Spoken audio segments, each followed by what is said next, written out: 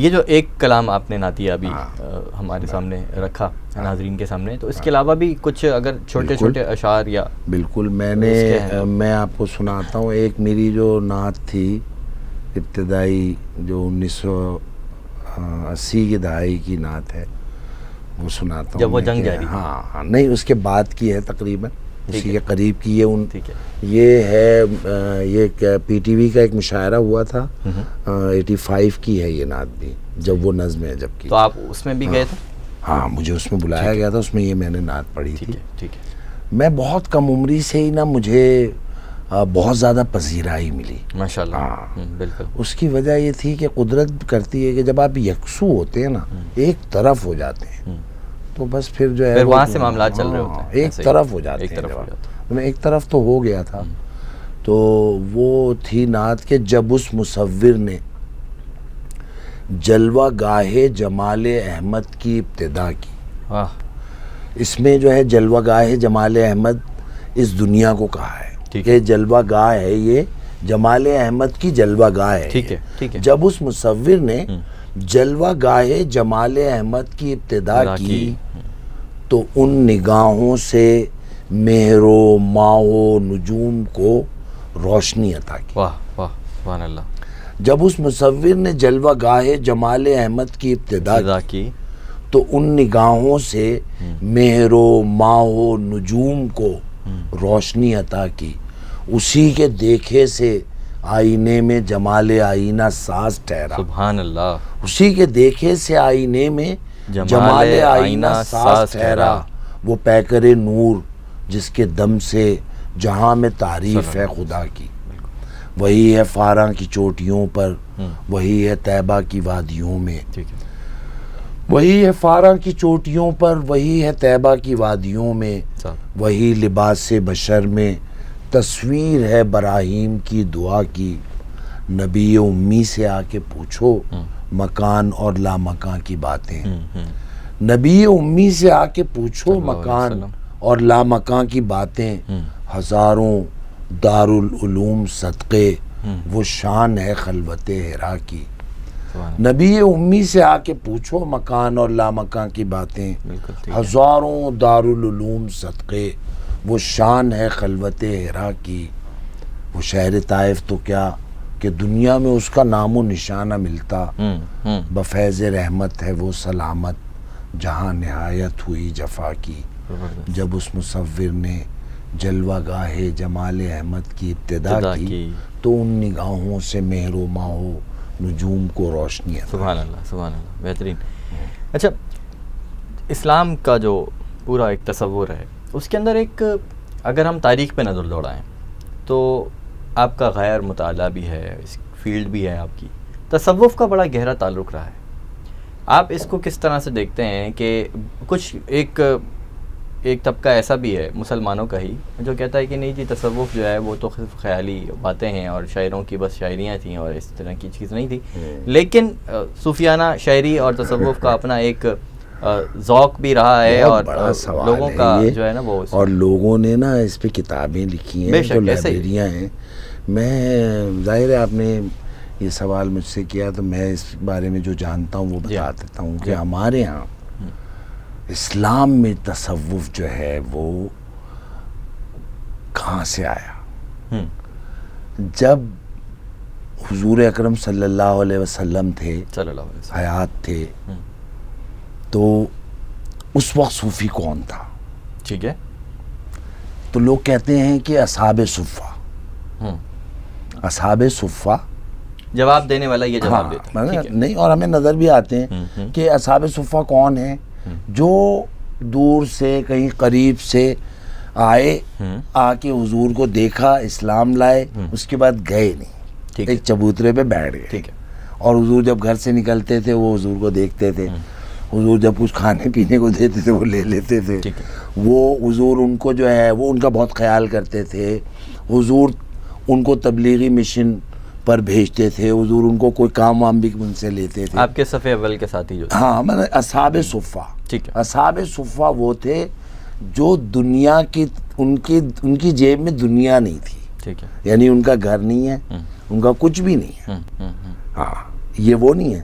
وہ تو اور لوگ بھی ہیں، لیکن یہ بالکل یہ وہ لوگ کہتے ہیں تصوف والے کہ جب میں پوچھتا ہوں، آپ پوچھتے ہیں کہ حضور کے دور میں صوفی کون تھے، لیکن ہم کہہ سکتے ہیں چلیں اصل میں واقعہ کیا ہے کہ جب خلافت ختم ہوئی اور ملوکیت آئی اور ملوکیت نے لوگوں کی گردنیں اڑانا شروع کی، ایسے ہی ہے، اور حد یہ ہے کہ نواسۂ رسول صلی اللہ علیہ وسلم شہید کر دیے گئے، تو اس وقت جو لوگ تھے جی وہ لوگ بعض لوگوں نے اپنی جانیں بچائیں، لوگ یہاں تک آئے، یعنی عبداللہ شاہ غازی جو ہے وہ کوئی 100 ہجری کے بعد کا واقعہ ہے، ٹھیک ہے، ہاں عبداللہ شاہ غازی جب یہاں آ جاتے ہیں کراچی، ٹھیک ہے، اور یہ جو منگو پیر نام کے بزرگ ہیں یہ بھی تقریباً اسی زمانے کے آئے ہوئے، یہ بھی حسنی سادات میں سے، اور سادات خاص طور پہ جگہ جگہ جو ہے نا پوری دنیا میں وہاں سے نکلے، اور حسنی سادات، حسینی سادات، تو وہ پھر ادھر ادھر ہوئے، اور بنو ہاشم کے لوگ، جی، اور پھر جو ہے وہ یہ سب لوگ جو ہے نا مشکل میں آئے ہوئے تھے، حضرت ابوبکر جس کی اولادیں، حضرت عمر کی، حضرت عثمان کی، تب سب لوگ جو بھی جو ملوکیت کے پرستار نہیں تھے اور ملوکیت کے سامنے آتے تھے، یا وہ سب خطرے میں تھے۔ یہ وہ وقت ہے کہ جب یہ وہ وقت ہے کہ میں جہاں تک سمجھتا ہوں کہ جب یہ تصوف کی داغ بیل کا وقت ہے کہ اپنا دین بچاؤ، اپنا دین بچاؤ، اپنے آپ کو بچاؤ، ہاں ابھی چھوڑو، ملت کو چھوڑو، امت کو چھوڑو۔ ہمیں جو عرف عام میں تصوف کے لوگ ملتے ہیں، صوفیہ ملتے ہیں، تو وہ ان کا سب سے پہلا ہدف جو ہوتا ہے، ٹارگٹ جو ہوتا ہے، وہ اپنے آپ کو، اپنی ذات کو، اپنی ذات کو آگے عرفہ و اعلیٰ بنانا، اللہ تک پہنچانا۔ تو پھر وہ جو انسان کا جوش اور مسلمانوں کا جذبہ، جس میں وہ لوگوں کو زمین پر اللہ کا نظام قائم کرنے کے لیے جو تگ و دو تھی، وہ ان کی اپنی ذات میں سمٹ کر رہی کچھ عرصے، اور پھر انہوں نے لوگوں میں دوسری طرح سے اسلام جو ہے نا فرد دے۔ اب فرد جو ہے، جیسے کہتے ہیں کہ ہمارے یہاں ہندوستان میں اسلام جو ہے وہ صوفیہ نے پھیلایا، یعنی ایک آدمی آیا، آ کے ایک جگہ رہنا شروع کیا، اس نے، لوگوں نے اس کو دیکھا کہ یار یہ تو اپنی روٹی دوسرے کو دے دیتا ہے، یا یہ تو دوسرے کی بکری کو چرا دیتا ہے، چرانے لے جاتا ہے، ہاں۔ تو وہ ان کی طرف، وہ ان کی کوئی جادوگری یا کوئی منتر ونتر سے نہیں ان سے مرعوب ہوئے، وہ ان کا ایثار، وہ ان کا قربانی دینا، قربانی کا جذبہ جو ہے وہ بڑھا ہوا ہوتا ہے مومن میں، تب مومن کو دیکھ کے اللہ یاد آنے لگتا ہے دوسرے آدمی کو۔ کیوں کہ وہ اس کے برابری سے اس سے نہیں آتا کہ وہ جیسا آدمی دوسرا ہے وہ ویسے ہی ہو جائے گا، نہیں، وہ برائی کو نیکی سے دفع کرنا، یہ اسلام ہے، اور صوفیہ نے وہ کر کے دکھایا، امر بالمعروف اور نہی عن المنکر، ہاں، ہے نا۔ اچھا یہ تو ہے ہی ہے، یہ تو قرآن کی اصطلاح ہے، لیکن اللہ کے رسول صلی اللہ علیہ وسلم نے فرمایا بدی کو نیکی سے دفع کرنا۔ آپ نجاست کو نجاست سے نہیں دھو سکتے، چاہے کتنا بھی کرسٹل ہو، بالکل، لیکن پیشاب ہے، ٹھیک ہے، آپ اس سے کسی چیز کو پاک نہیں کر سکتے۔ وہ دیکھنے میں اگر ایسا بھی ہو سکتا ہے ایک جیسا لگے، پانی جیسا، لیکن وہ ناپاک ہے، ایسی نجاست۔ بدی سے بدی کو نہیں ختم کیا جا سکتا، برائی سے برائی کو نہیں روکا جا، ہاں نیکی سے برائی کو دفع کرنا، یہ ہے اسلام۔ اچھا امر بالمعروف تو وہ نیکی کو پھیلانا اور بدی کو روکنا، وہ بھی قرآن کی اصطلاحیں ہیں۔ پھر روکنا کیسے، اس کا طریقہ حضور صلی اللہ علیہ وسلم نے بتایا، وہ بتایا حضور نے کہ وہ ایسے روکے، یہ نہیں ہے کہ اخلاق سے، اور اخلاق بھی کون سا، جس کے پیچھے اخلاص ہے، اخلاص والا اخلاق، ہاں، خالی خلی اخلاق تو کوئی چیز ہی نہیں ہے، وہ تو ڈیل کارنیگی کا اخلاق ہے، میٹھے بول میں جادو ہے ٹائپ کا، یہ اخلاص ہے اصل چیز۔ ایک شیشہ ہے، یہ شیشہ ہے، اس کے پیچھے ایک لال سا وہ لگا ہوا ہوتا ہے جس سے یہ آئینہ بن جاتا ہے، بالکل ٹھیک ہے، وہ اخلاص لگا ہوا ہے اس کے پیچھے، جس کو مسالہ کہتے ہیں، مسالہ، زنگار، بالکل، زنگار جو ہے نا وہ اخلاص ہے، کہ وہ لگے گا تو یہاں پر شکل نظر آئے گی، ٹھیک ہے، ہاں، ورنہ شیشہ ہی رہے گا. تو اخلاص کے بغیر اخلاق بے معنی ہے. ٹھیک ہے. اسلام میں جو اخلاق ہے وہ خلوص کا ہے، وہ خلوص سے پیدا ہوا ہے. تو بہرحال تصوف نے اپنا ایک کام کیا. تصوف کیا ہے کہ ایک اسٹیپ اور آگے بڑھنا. جیسے ہم نے سنا، ہم نے دیکھا کہ اللہ کے رسول صلی اللہ علیہ وسلم جب کسی نے ان کو خندق کے موقع پہ جب ایک صحابی نے اپنی پیٹ کا پتھر دکھایا تو حضور نے دکھایا تو حضور کے 2 بندے ہوئے تھے. یہ ہے آگے بڑھنا، آگے بڑھنا. تو صوفیہ کو بھی ہم نے ایسی دیکھا کہ وہ ایک قدم آگے بڑھتے ہیں. مطلب شریعت نے یہ کہا ہے، یہ کہا ہے، یہ کہا ہے، وہ اس سے آگے بڑھتے ہیں. وہ اللہ کی طرف، جیسے جنت کی طرف بلاتے ہیں، اللہ بھی بلاتا ہے، قرآن بھی بلاتا ہے، جہنم سے بچنے کی بات بھی کرتا ہے.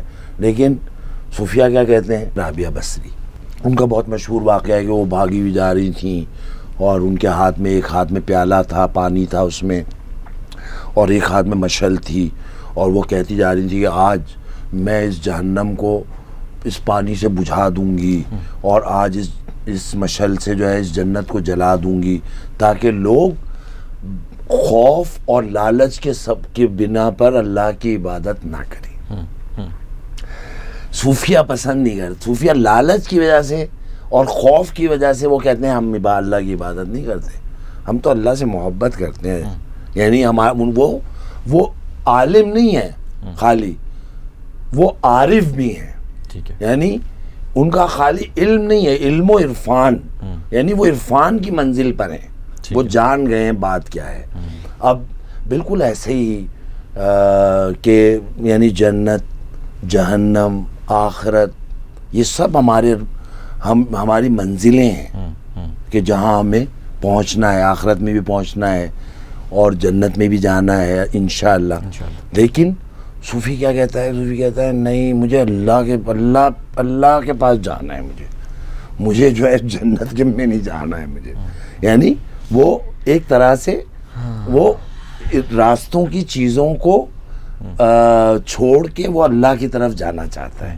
اچھا، اللہ نے وہ راستے میں بہت ساری چیزیں بچھائی ہوئی ہیں کہ تاکہ آپ کہیں تو رکیں گے، اور اللہ روکنا چاہتا ہے، لیکن وہ لوگ اللہ تک پہنچ جاتے ہیں آزمانے کے لیے. ہاں، وہ آزمانے کے لیے.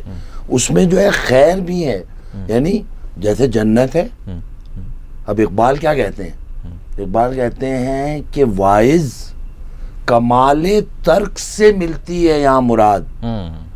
دنیا جو چھوڑ دی ہے تو عقبہ بھی چھوڑ دے. بالکل ایسے ہی ہے. وہ کہہ رہا ہے یہ چھوڑ، دونوں چھوڑ، اللہ کی طرف چل، دونوں چھوڑ. تو یہ بھی صوفیہ ہیں. یعنی ہمارے میر، ہمارے غالب، اقبال، یہ سب صوفیہ ہیں، بڑے بڑے مرشد ہیں یہ لوگ.